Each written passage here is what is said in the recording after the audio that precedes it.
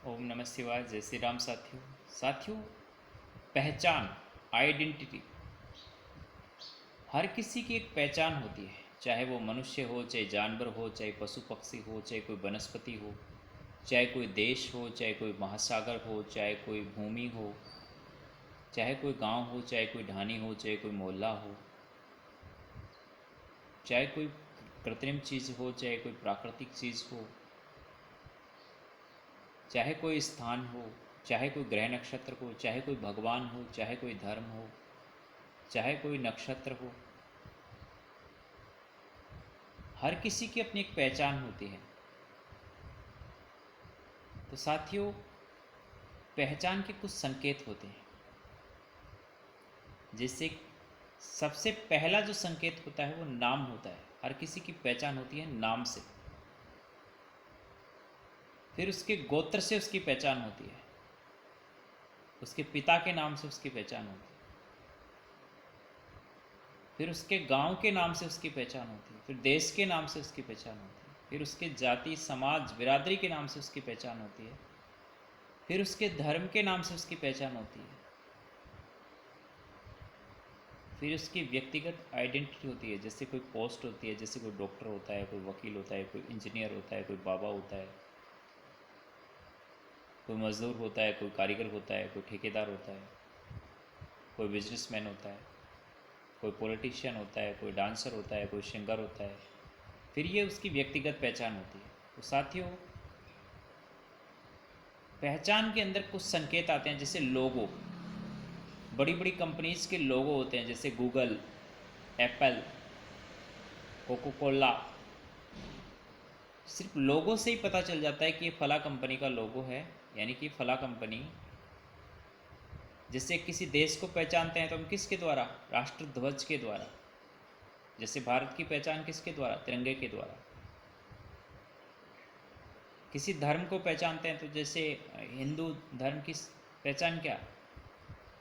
हमारी जो सनातनी साधु होते हैं, किसका सबसे ऊंची जो पहचान है वो भगवा रंग। मुस्लिम इस्लाम धर्म की पहचान क्या? हरे रंग के द्वारा, टोपी के द्वारा। जैसे भगवान महादेव को पहचानते हैं तो किसके द्वारा? त्रिशूल उनका लोगो है। कृष्ण को पहचानते हैं तो किसके द्वारा? चक्र के द्वारा। भगवान श्री राम को पहचानते हैं तो किसके द्वारा? धनुष बाण के द्वारा। ये उनके लोगो हैं।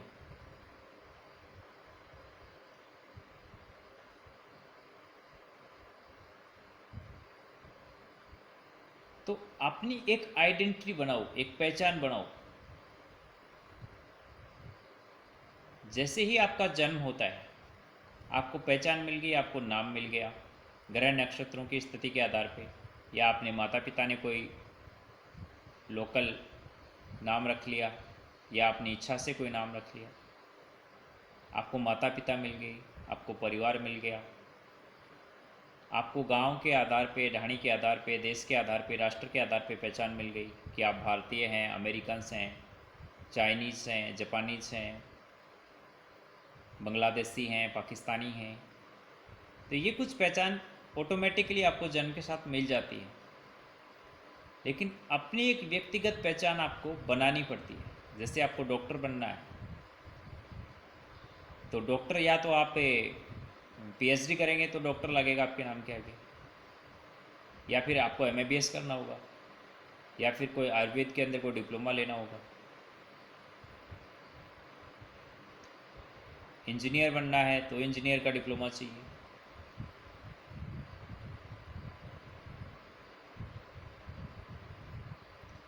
तो अपनी एक पहचान बनाना आपके जीवन का उद्देश्य होता है। तो अपनी आइडेंटिटी, अपनी पहचान बनाए बिना अगर आप चले गए, मृत्यु को प्राप्त हो गए, तो वापस से आपको पुनर्जन्म मिलेगा। कहते हैं ना कि जब तक इच्छाएं रहती हैं, जब तक आपकी पहचान नहीं बनती है, या परमात्मा से जब तक साक्षात्कार नहीं होता है, भगवान की जब तक प्राप्ति नहीं होती है, तब तक आपको जन्म, मृत्यु, पुनर्जन्म, फिर मृत्यु, फिर पुनर्जन्म, फिर मृत्यु, इस तरह से मिलता रहता है। तो क्यों ना इसी जीवन में, मनुष्य जीवन देखो, श्रेष्ठ योनि, सबसे श्रेष्ठ योनि इसको बताया गया है। तो जब ये अवसर आ गया है तो इसी जीवन में कुछ ऐसे अच्छे कर्म किए जाएं, अपना एक कैरेक्टर निर्माण किया जाए जिससे आपकी पहचान हो और आपको मोक्ष की प्राप्ति हो सके और इस जन्म जन्मांतर के चक्र से आप छूट सकें, भवसागर को आप पार कर सकें, उस भगवत धाम की प्राप्ति आपको हो सके। धन्यवाद। जय हिंद, जय भारत।